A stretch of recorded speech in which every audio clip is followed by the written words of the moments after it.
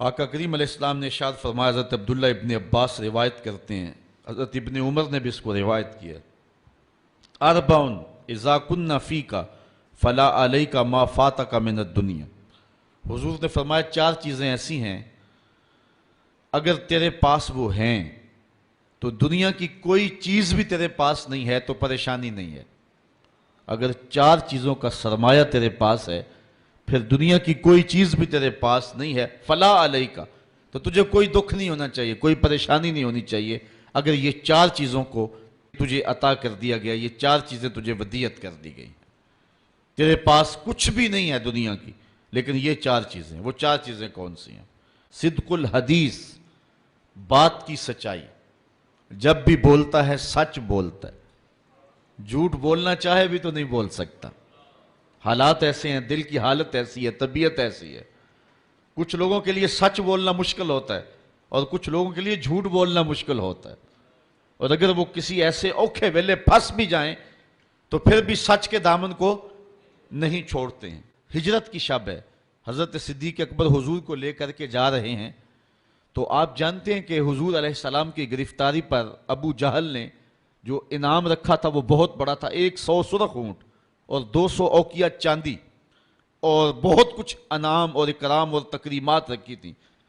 اب ایک شخص جو حضور کو جانتا نہیں تھا، حضرت ابو بکر سے بھی شناسا نہیں تھا، تو پورا عرب ڈھونڈنے نکل پڑا تھا حضور کو، تو ڈھونڈتے ڈھونڈتے حضرت ابو بکر کے پاس پہنچا اور حضور بھی ساتھ تھے، اس کو شک پڑا کہ جس کو ہم تلاش کر رہے ہیں وہ یہی نہ ہو، تو حضرت ابو بکر کو پوچھتا ہے کہ یہ شخص کون ہے؟ اب اگر حضرت ابو بکر کہیں کہ یہ حضور ہیں اور آقا کریم کا بتاتے ہیں تو پھر جو ہے وہ درست نہیں ہے، اور اگر کہیں کہ یہ حضور نہیں ہیں تو پھر ابو بکر کی زبان پہ تو سوائے سچ کے کبھی کچھ آیا ہی نہیں ہے۔ تو حضرت ابو بکر اس مشکل وقت میں پھنس گئے، ایک طرف محبوب علیہ السلام کی ذات ہے اور دوسری طرف صداقت کا امتحان ہے۔ عرب میں جب قافلے چلتے تھے تو لوگ ان کے ساتھ سفر کرتے تھے، اور اگر کسی کو تنہا سفر کرنا پڑتا تو چونکہ جس طرح آج کل سڑکیں ہیں اس دور میں سڑکیں نہیں ہوتی تھیں، تو جنگلوں کے راستے تھے، صحرائی اور پہاڑی راستے تھے، تو کچھ لوگ ان راستوں کے شناور ہوتے تھے اور ان لوگوں کو ساتھ لے کر کے مزدوری پہ اور یا جو ہے وہ مدد کے طور پہ ساتھ لے کر کے ان کی مدد سے وہ سفر کیا کرتے تھے، اور ان کو عربی میں ہادی کہتے تھے، گائیڈ، جن کے ذریعے سے سفر کیا جاتا تھا۔ تو حضرت ابو بکر سے پوچھا کہ اس شخص نے کہ یہ تمہارے ساتھ کون ہے؟ تو حضرت ابو بکر صدیق ایک لمحے کے لیے تو پریشان ہوئے اور پھر فوراً کہا، ھذا ہادی یہدینی الی صراط المستقیم، یہ میرا ہادی ہے جو مجھے سیدھی راہ پہ لے کے جا رہا ہے۔ تو وہ سمجھا کہ یہ کوئی گائیڈ ہے، لیکن سیدنا صدیق اکبر بتا رہے تھے میرے دل و جان کا ہادی اور مرشد یہی تو ہے نا۔ تو سچ بھی بولا اور جو ہے وہ جو مقصد تھا وہ بھی پورا ہو گیا۔ تو کچھ لوگ سچ بولنا چاہیں تو نہیں بول سکتے اور کچھ لوگ جھوٹ بولنا چاہیں تو نہیں بول سکتے۔ اگر اللہ کسی کو یہ شان دے دے کہ اس کی زبان پہ سچ ہی آتا ہو تو اس کو دنیا کی کوئی اور شے نہ بھی ملے تو یہ ایک بہت بڑی دولت ہے۔ پہلی چیز جو حضور نے فرمائی سنیے، صدق الحدیث، اس کو جو ہے وہ سچ بولنے کی عادت ہو۔ سچ بولنا کبھی کبھی بڑا اوکھا بھی بن جاتا ہے۔ وہ بابا بلے شاہ نے کہا تھا، سچ آنکھیں پامبڑ مچ دینے۔ جب بندہ سچ کہے تو مشکلات تو پیدا ہوتی ہیں، اور آج کے اس دور میں جھوٹ کو فن جانا جاتا ہے، لیکن جو حق کی راہوں کے مسافر ہوں ان کو جو بھی قیمت ادا کرنی پڑے ان کی زبان سے سوائے سچ کے علاوہ کچھ آتا ہی نہیں ہے۔ اور ایک حدیث میں آتا ہے جب کوئی بندہ جھوٹ بولتا ہے اس کے منہ سے بدبو نکلتی ہے اور اللہ کے فرشتے ایک ایک میل اس سے دور ہٹ جاتے ہیں۔ تو سچ ہی مومن کا مزاج ہے اور مومن کی زندگی ہے۔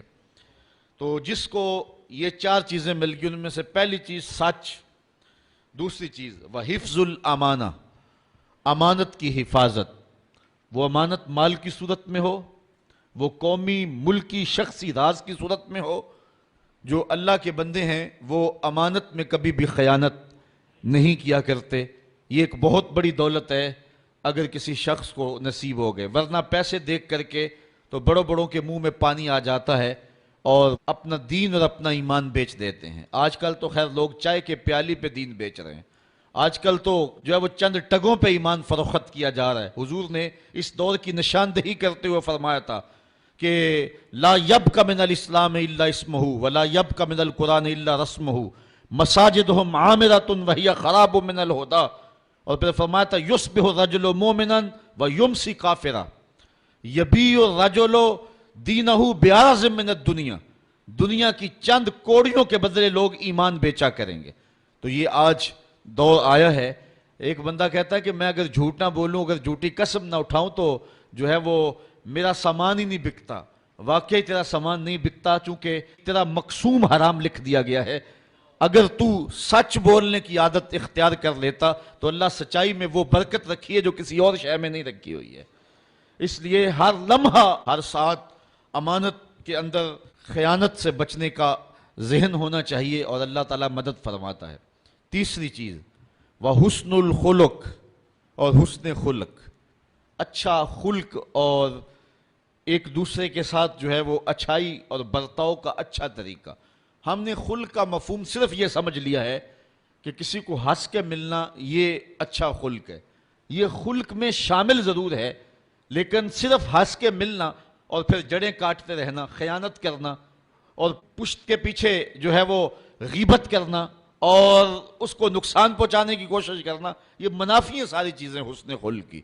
حسن خلق کا معنی یہ ہے کہ انسان جو ہے وہ ہر طرح سے ایک اچھا اخلاق اور اچھی عادات کا حامل ہو۔ صرف مسکرا کے مل لینا اور باقی اپنے لچھر انداز وہی رکھنا، یہ حسن خلق کے زمرے میں نہیں آئے گا۔ یہ حسن خلق کا ایک رکن تو ہو سکتا ہے، لیکن مکمل حسن خلق یہ نہیں ہے۔ چوتھی چیز وعفت و مطعم، اور لقمے کی پاکیزگی، رزق پاک ہو۔ رزق کی پاکیزگی اللہ کے قرب کا سبب ہے، باطن کی روشنی اور اجالوں کا ذریعہ ہے، اور دعاؤں کی قبولیت کے لیے بنیادی شرط ہے۔ آقا کریم نے ارشاد فرمایا، ایک شخص لمبا سفر کر کے کعبۃ اللہ میں پہنچا ہے، یمد یدیہ، اور اپنے ہاتھ پھیلا کر کے لمبے لمبے ہاتھ کر کے دعائیں مانگتا ہے۔ اللہ کا گھر سامنے ہے اور ہاتھ اس نے لمبے، اشعث اغبر، اس کے کپڑے پھٹے ہوئے ہیں، چہرے پہ گرد پڑی ہوئی ہے لمبے سفر کی وجہ سے، حالت فقیرانہ بنی ہوئی ہے، ہاتھ بھی لمبے ہیں، اور کعبۃ اللہ کے سامنے کھڑا ہے۔ وَمَطْعَمُهُ حَرَامٌ وَمَلْبَسُهُ حَرَامٌ وَمَشْرَبُهُ حَرَامٌ وَغُذِيَ بِالْحَرَام، لیکن جو کھایا ہے وہ حرام کا، جو پیا وہ حرام کا، جو لباس پہنا وہ حرام کا، جو غذا دی گئی ہے اس کو وہ حرام کی۔ فَأَنَّا يُسْتَجَابُ لِذَالِكَ، حضور فرماتے ہیں بتاؤ اس کی دعا کیسے قبول ہوگی۔ سفر کی حالت بھی ہے، لمبا سفر بھی کاٹا ہے، دکھ مصیبت بھی صحیح ہے، کعبۃ اللہ کے سامنے بھی کھڑا ہے، لیکن دعا قبول نہیں ہوگی۔ اگر لوگوں کا حق مار کے، غصب کر کے عمرہ کرنے چلے جائیں، حج کرنے چلے جائیں، تو تمہاری باتیں منہ پہ ماری جائیں گی۔ یہ انداز ہے اللہ تعالیٰ کے ہاں قبولیت کا کہ لقمہ پاک ہونا چاہیے۔ جس کا لقمہ پاک نہیں ہوتا اس کی اپنی دعائیں بھی قبول نہیں ہوتی، اور اس کے حق میں نیک لوگوں کی دعائیں بھی قبول نہیں ہوتی۔ تو یہ پہلی شرط ہے زندگی کے اندر قبولیت دعا کی۔ تو یہ چار چیزیں حضور نے فرمایا جس کو مل گئیں۔ کون کون سی؟ ایک بات میں سچائی، دوسرا امانت میں حفاظت، تیسرا حسن خلق، اور چوتھا رزق کی پاکیزگی۔